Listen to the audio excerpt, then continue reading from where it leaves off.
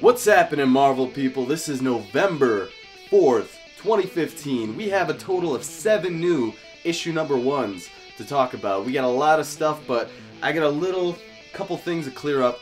We got SpiderGwen number 0. This is originally a part of the Edge of Spider-Verse. This is the Edge of Spider-Verse number 2. This is a reprint issue. This isn't exactly all new, all different Marvel, but this will give you a background on what's going on with SpiderGwen, what her world's like, and this issue was a lot better than her number 1 issue. You know, check this out if you want to learn more about SpiderGwen. Also, we got X-Men number 600. This is also not all new, all different Marvel. This has been delayed since like April or May. This is pre-Secret Wars. But this does set the stage for multiple X-Men books. This is a very thick issue. There's a lot of content here. Basically, Beast, he brought back previous versions, like the original incarnations of the X-Men, the teenage versions. He brought them back from the past to talk some sense into Cyclops, because basically Cyclops, he's raging out on the Phoenix Force. He almost genocided humanity. And Beast brought back the original versions to knock some sense into him. The whole issue is basically a trial of Beast. They're just arguing about like whether or not Beast should have done it or should not have done it, because Beast has been doing shit like that like without anybody's consent, so they're really pissed off at him. But the highlight of the issue is the teenage version of Iceman. He came out as gay, and he's having a conversation with his current day counterpart, and they're talking about like why, like how could he have hidden that inside. This is great dialogue, great stuff, written by Brian Michael Bendis. This guy is so good at dialogue. You have to pick this up just for that scene with Iceman, because that was so well written. But like I said, this sets the stage for all new X-Men, which is the teenage X-Men team. They're stuck in the present time. They cannot go back to their old time, and they're trying to find their place in the normal Marvel universe. So X-Men number 600, this is a goddamn bargain. That leads us to Extraordinary X-Men number 1. Basically, Storm, she's in charge of the school, and all of the mutants right now, they have a sickness from the Terrigen Mists. Black Bolt of the Inhumans released the Terrigen Mist to create more Inhumans, but inadvertently it having a bad effect on all of the mutants of the Marvel Universe. They're all getting sick, and this mist has prevented any new mutants from coming out. Basically, they're trying to get the young Jean Grey from the past teenage versions of the X-Men. She just wanted to quit all of this stuff, and they're trying to recruit her. And Old Man Logan shows up at the very end, so we're gonna have to wait and see next issue to see how he fits into the whole thing. But it's pretty good. This cover is so fucking awesome. I wish that the art in the book was as good as this cover. It's similar, but it doesn't quite hit this mark. So you gotta pick it up. Extraordinary X-Men number 1. And here we go, the biggest surprise this week, Hercules number 1. This was very, very good, especially if you're into mythology. I always knew there was a Hercules running around the Marvel Universe, but I didn't understand what exactly he was or why. But he was the Marvel world's first superhero, and his name goes back even farther than Hercules. He's known by many names, but he's chosen to stick with Hercules because it's basically marketing. He's like, hey, Herculean, that's like an adjective now. How can you pass that up? Like, everybody knows what Hercules is. This is really good stuff. There's a really good joke with Gilgamesh, if you're familiar with the Epic of Gilgamesh. He's basically freeloading on Hercules' couch, and he's just getting fat and eating cereal, and that was very enjoyable. I cannot wait to see how kind of twists and turns they can bend all old school mythology, because they have Gilgamesh, they're gonna have like some Greek, possibly Roman.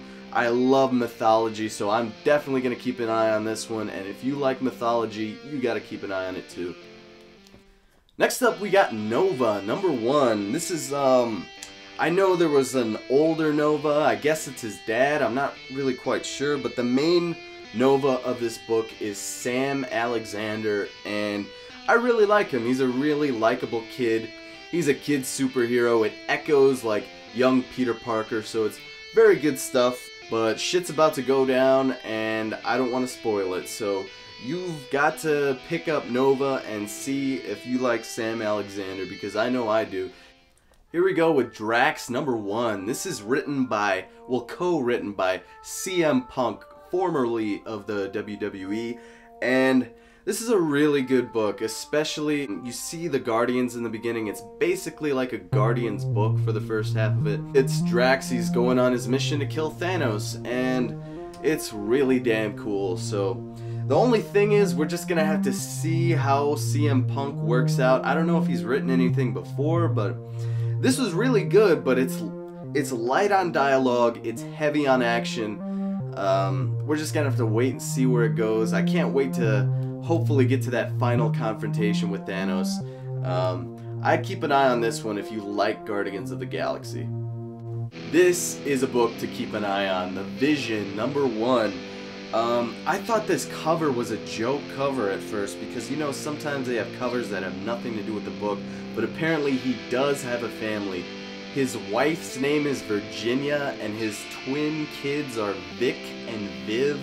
So basically you get to see the world from their perspective, like they're android synthetic beings, and just this writing, whoever wrote this is very well thought out. You get to know exactly what they think about humans, and they think that humans are weird, but they're fucking weird android people. So this single issue could have been a good short story by itself, but this is an ongoing series and I cannot wait to see where the Vision family goes. Here's another oddity, Howard the Duck number 1. I didn't know anything about Howard the Duck, but I really like his character. Like, he doesn't take shit from anybody. He gets like pissed at people, and he's this little ass duck. He doesn't have any like weapons or anything, but he's always trying to fight people. And basically he's trying to get home to his duck dimension, and wacky hijinks ensue. He meets strange people and he fights strange people. He's a detective, so I can't wait to see like some of his weird, strange detective cases, because Gwenpool, the Gwen Stacy version of Deadpool, there's like a little short story at the end. It doesn't have anything to do with the main Howard the Duck series, I don't think, but it's cool. I hope there's just weird little cases like that at the end of each book. We'll have to see how it plays out, but I'm definitely keeping my eye on Howard the Duck. It's not necessary reading, but it's pretty cool. Here we go. This is what I have been waiting for. I love the Deadpool. Deadpool number 1, and this is written by the same guy who writes the Uncanny Avengers, and Deadpool was on that team. I think he was written very well. I was very impressed by that Uncanny Avengers and how they used Deadpool. But this issue is a little lackluster just because you don't really see a lot of Deadpool. It mostly focuses on Deadpool. He has a team of assassins that are wearing the Deadpool uniform, and I don't know, like, it's good, it's not bad, it's just I wanted this to be about Deadpool. This is his solo series, not as good as the Deadpool and Uncanny Avengers. The funniest thing about this book is actually the cover. If you look at the cover, there's so many little fucking jokes in here. This was a really great cover, but we'll have to see how the story unfolds, because I want more Deadpool. I can't believe I'm asking I want more Deadpool when the book is called Deadpool, but I'm gonna buy it anyway. I don't even care if he's in there for one panel. I'm still gonna buy it because it's Deadpool. Here's another cool one, Contest of Champions number 2. Originally I passed on Contest of Champions number 1. I did not realize that this is actually all new, all different Marvel. I thought it was just some tie-in for the video game. I thought it was some BS video game tie-in. This is still pretty good. It's the whole conceit of this book is basically if you want to see some obscure Marvel characters facing against each other. We just got the British Punisher. He's pretty cool. And characters like Iron Man show up. It's interesting to see who would win in a fight, but this, you don't really need to read this to fit into the other all new, all different Marvel books, because basically they're like somewhere in space and they're pulling characters from other universes as well. You've got this character, the Maestro. He's like an alternate future version of the Hulk, and he collects like items and relics and stuff. He's a very cool character. There's some cool character stuff in here, and if you're like a very big Marvel fanatic, I'd keep an eye on it, because there's just like little obscure characters you get to learn about, and you get to see who matches up against who. So Contest of Champions, I'm sorry I fucked up, but I'm going to be reading this from now on. Here we go, Doctor Strange #2. Not so much happened plot-wise through this, a little key things, but you do get more character development.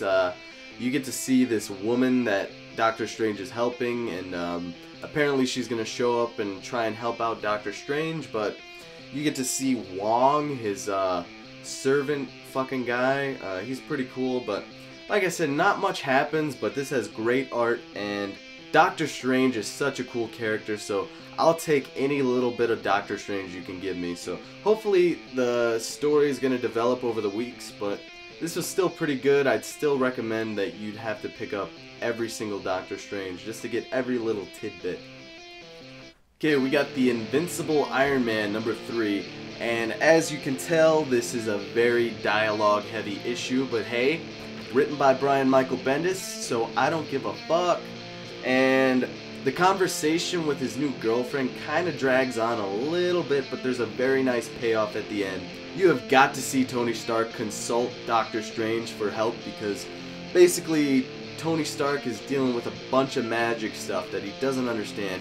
He needs help from Doctor Strange, but the exchange he has with Doctor Strange is very, very good, and you've got to read it. It's very funny stuff. Brian Michael Bendis is the king of dialogue, and you gotta read Iron Man. And here we go, the final book of the day is The Amazing Spider-Man #3, and just gotta say, these covers by Alex Ross have just been so goddamn good.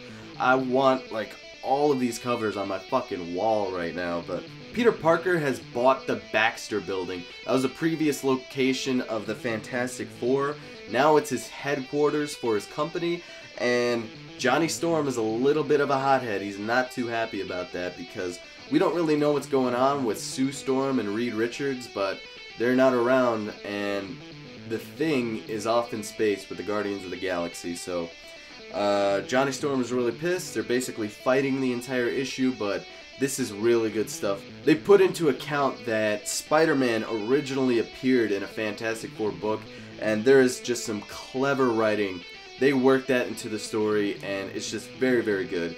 And people have been saying that The Amazing Spider-Man is the best all new, all different Marvel, and it does have the upper hand because it has 3 issues out right now, but I gotta say, like other books that only have 1 issue, like Karnak and Squirrel Girl, I love my girl Squirrel Girl, but if they had up to 3 issues, I don't know if this would stack up, but this is really good stuff. This is Spider-Man. They're writing it well. You cannot go wrong. And that was it for all new, all different Marvel. If you want to know exactly what new books are coming out each week, the day that they come out, I have a Facebook community, an all new, all different Marvel Facebook community. Click the link to check it out, and also check out ComicPop, one of my favorite comic book YouTube channels. They do some great stuff. They have a series called Back Issues, where they go to old like graphic novels or big events in comics, and they talk about them, and they're really funny. So ComicPop, check out the link below. And you know what, if you want to support me on Patreon, I've got a link for that as well. And you know what, all new, all different Marvel. Marvel, I love ya. I love Marvel. I love Marvel Comics, and I cannot wait for next week, because this week was so fucking big. We're gonna have, I don't even know, next week is gonna be really goddamn good too. So Marvel's starting to crank out these books, so you gotta keep watching my shit. Keep watching my shit, and I'll tell you what the fuck to get.